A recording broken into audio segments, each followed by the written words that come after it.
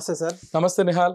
Sir ఒక వివాహిత గృహిణిని and ఎంటర్‌ప్రెన్యూర్‌షిప్‌ని వీళ్ళిద్దరిని కంపేర్ చేస్తూగా ఒక చిన్న లాజికల్ జస్ట్ ఇందాక ప్రీవియస్ వీడియోలో మాట్లాడారు. ఒకసారి నాకు కొంచెం దానికి కొంచెం డీటెయిల్‌గా చెప్తారా సార్ మీరు? నిహాల్ బాగా పట్టుకుంటున్నావు. హ్మ్. చాలా చాలా అంటే చాలా చక్కటి క్వశ్చన్. నా ఫేవరెట్ సబ్జెక్ట్ అడిగావు. నేను కన్సల్టెంట్గా ఉన్నా ఇంకోటి ఉన్నా నేను ఫస్ట్ ఒక మనిషిగా ఆలోచిస్తూ ఉంటాను. నేను వ్యక్తుల జీవితాలని సైకాలజిస్ట్గా అబ్జర్వ్ చేస్తూ ఉంటాను.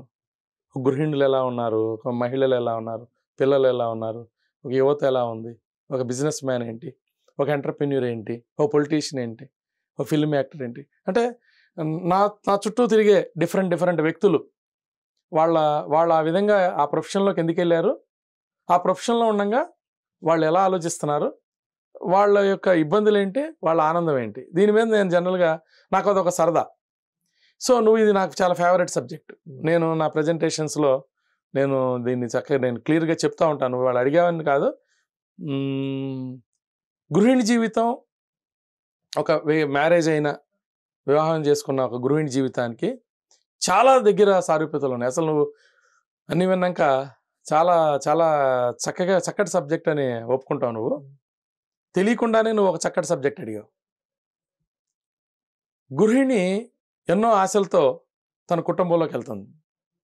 సో ఆమె జీవితం ఇంట్లో ఇలా ఉంటుంది, నాకు చక్కటి భర్త ఉంటే బాగుంటుంది. తర్వాత ఆమె చిన్నప్పుడు ఒక యువతి ఆలోచనలు, యువకులు కూడా ఉంటారు.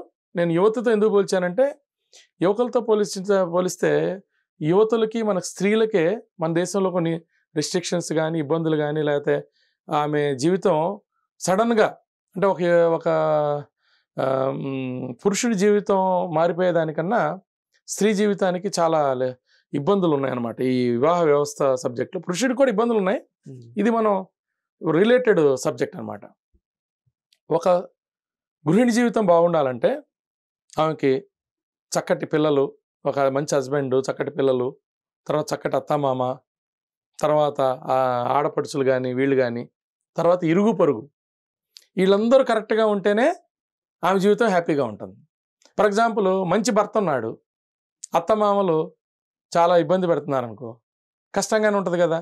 అట్లాగే ఆడపడుచు ఇబ్బంది పెడుతుంది అనుకో, అత్తమామలు మంచివాళ్ళు ఉన్నారు, భర్త మంచివాళ్ళు ఉన్నారు, ఆడపడుచు కరెక్ట్గా లేకపోతే లేదు, అంతా బాగున్నారు, ఆ ఇరుగు పొరుగు వాళ్ళు సరైన వాళ్ళు కాదనుకో, అదొక ఇబ్బంది. లేదు, అత్తమామలు చాలా మంచివాళ్ళు, భర్త మంచివాడు కాదు, ఇబ్బందేగా. లేదు, భర్త మంచివాడు, అత్తమామలు మంచివాళ్ళు, పిల్లలు వాళ్ళు సరి అయిన వాళ్ళు కాదనుకో, వాళ్ళ వల్ల ఆమె సఫర్ అవుతూ ఉంటుంది కదా. అంటే జీవితం ఈరోజు బాగుంది, ఇంకోటి బాగుంది అంటాక లేదు. ఏ పరిణామం తేడా వచ్చినా సరే ఆమె జీవితం మారిపోతూ ఉంటుంది. సేమ్ వే నేను ఎంటర్‌ప్రెన్యూర్‌షిప్, ఒక వ్యాపారస్తుని జీవితం, ఔత్సాహిక వ్యాపారస్తుని జీవితం నేను అబ్జర్వ్ చేసినప్పుడు ఆల్మోస్ట్ ఆల్ సిమిలర్ లైన్స్లో నడుస్తూ ఉంటాయి. వ్యాపారస్తుడికి ఎవరు కావాలి? ఆయన వ్యాపారం బాగా చేయాలంటే మంచి పార్ట్నర్స్ కావాలి, ఓ భాగస్వామ్యం. అక్కడ కూడా ఓ భాగస్వామ్యం ఉంటేనే కదా భాగస్వామ్యం. మరి అతనికి ఇంకెవరు కావాలనుకున్నాం ఇందాక? మంచి ఫైనాన్సర్స్ కావాలి. ఇంకా అతనికి ఎవరు కావాలి? మంచి ఎంప్లాయీస్ కావాలి. ఇంకా అతనికి ఎవరు కావాలి? మంచి వెండర్స్ కావాలి. ఇంకా అతనికి ఇంకెవరు కావాలి? మంచి గవర్నమెంట్లో సపోర్ట్ చేయగలిగే రైట్ వ్యవస్థ, సిస్టము, కన్సల్టెంట్స్, వీళ్ళందరూ కావాలి. మరి ఈ చెప్పిన వ్యవస్థలో ఎంప్లాయీస్ సరిగ్గా లేకపోయినా, వెండర్స్ సరిగ్గా లేకపోయినా, ఫైనాన్సర్ సరిగ్గా లేకపోయినా, భాగస్వాములు సరిగ్గా లేకపోయినా, ఇటు కన్సల్టెంట్ సరిగ్గా లేకపోయినా, గవర్నమెంట్ వేస్లో సరిగ్గా లేకపోయినా, ఆ ఎంటర్‌ప్రెన్యూర్‌షిప్ జీవితం దుర్భరం అయిపోతుంది. ఇందాక మనం ఫెయిల్యూర్స్ ఆఫ్ ఎంటర్‌ప్రెన్యూర్‌షిప్ అనుకున్నాం కదా. అంటే ఒక ఎంటర్‌ప్రెన్యూర్ ఆనందంగా ఉండాలి, సక్సెస్ఫుల్గా ఉండాలి, చక్కగా ఉండాలి అంటే నేను చెప్పిన ఈ 5, 6, 7 పారామీటర్స్ చక్కగా ఉండి కోఆర్డినేట్ అయ్యి పర్ఫెక్ట్గా ఉంటేనే ఎంటర్‌ప్రెన్యూర్‌షిప్ జీవితం బాగుంటుంది. లేదంటే అది నరకం. సేమ్ ఇక్కడ కూడా అంతే. గృహిణి జీవితంలో ఎలాగైతే ఈ పాత్రధారులన్నీ ఉంటే ఎలాగైతే ఉంటుందో, ఈ ఎంటర్‌ప్రెన్యూర్‌షిప్ వ్యవస్థలో కూడా ఆ పాత్రధారులన్నీ ఉంటేనే కరెక్ట్గా ఉంటుంది. సో నేను అందుకని ఏంటంటే ఈ 2 జీవితాన్ని పోలుస్తాను నేను. సో ఎంటర్‌ప్రెన్యూర్ అయిన మరుక్షణం ఒక వ్యక్తి మగగాని ఆడగాని మళ్ళీ అతను ఆ డొమైన్లోకి వెళ్ళిపోతాడు. మనం అనుకుంటాం జాబ్ సిస్టంలో ఏంటంటే నీకో బాస్ ఉంటాడు, మళ్ళీ ఆయనకో బాస్ ఉంటాడు, నువ్వు ఒక లైన్ ఉంటుంది, 9కి వెళ్తావు, సాయంత్రం ఈవినింగ్ 6ంటికి వచ్చేస్తావు, లాభం నష్టం వాడదే. అవును. అది గృహిణి జీవితం కాదు, అదేదో ఒక జీవితం. వేరే ఎంటర్‌ప్రెన్యూర్‌షిప్ జీవితం అయితే మాత్రం ఇన్ని పారామీటర్స్ ఇతను చాలా, అందుకే నేను ఇందాక ఎంటర్‌ప్రెన్యూర్‌షిప్ క్వాలిటీస్ చెప్పినప్పుడు అతను పాజిటివ్ థింకింగ్ ఉండాలి, తర్వాత ఒక క్వాలిటీ ఒద్దికగా ఉండాలి, కలుపుకుపోవాలి, లీడర్షిప్ క్వాలిటీస్ ఉండాలి. అలా గృహిణి జీవితం కూడా మీరు అబ్జర్వ్ చేస్తే ఆమె ఎన్నో క్వాలిటీస్ ఉన్నాయి ఆమెకి.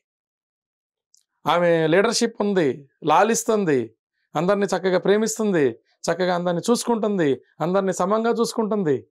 నువ్వు అబ్జర్వ్ చేస్తే ఆమె ఇవన్నీ బ్యాలెన్స్ చేస్తేనే, ఈ క్వాలిటీస్ అన్ని పెట్టుకుని బ్యాలెన్స్ చేస్తేనే ఒక ఎంటర్‌ప్రెన్యూర్‌షిప్. అంటే దీన్ని మౌలికంగా చెప్పాలంటే, ఎవరైనా ఇప్పుడు మన దగ్గరికి వచ్చి నేను ఎంటర్‌ప్రెన్యూర్ అవుదాం అనుకుంటే, నువ్వు ఒక సక్సెస్ఫుల్ గృహిణిని, అన్ని రకాలుగా సక్సెస్ఫుల్ గృహిణిని నువ్వు చూసి ఫాలో అయ్యి ఆ లక్షణాలు నీకు అర్థమైతే, అవి కనుక నువ్వు పుణికిపుచ్చుకోగలిగితే నువ్వు మంచి ఎంటర్‌ప్రెన్యూర్‌షిప్ అవుతావని ఖచ్చితంగా ఘంటాపథంగా మనం చెప్పొచ్చు. సో ఇంకా దానిలో మనం ఇంకా డీటెయిల్డ్గా మనం దీని మీద మాట్లాడుకుందాం నిహాల్. సో ఈరోజు చాలా నువ్వు ఒక మంచి నా దగ్గర నుంచి వండర్ఫుల్ సబ్జెక్ట్ తీసుకున్నావు. So thank you Nihal. Thank you sir. Thank you.